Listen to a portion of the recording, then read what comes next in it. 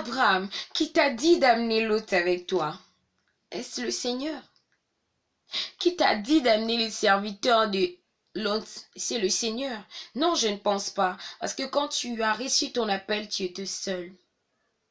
L'autre n'est pas seulement le voisin, l'autre n'est pas seulement les personnes qui nous accompagnent, l'autre c'est aussi le péché. Sépare-toi du péché, sépare-toi de tout ce que tu as porté dans ta marche avec le Seigneur, car ça alourdit la marche.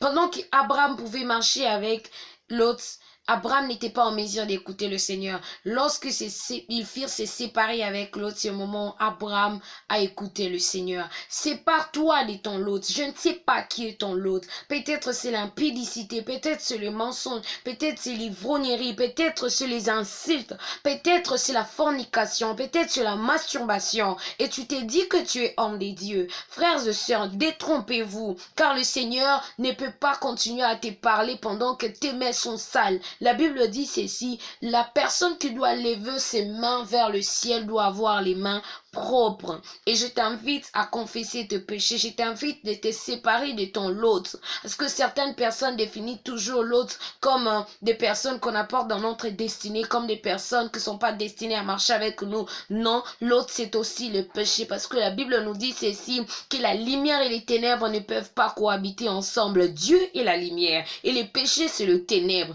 Or, tu oublies une chose, que une fois le Seigneur il était déjà descendu sur la terre, il nous a délogés du ténèbre pour nous loger à la lumière. Que Dieu vous bénisse. Et je prie à ceux que vous soyez en mesure de vous séparer de votre l'autre.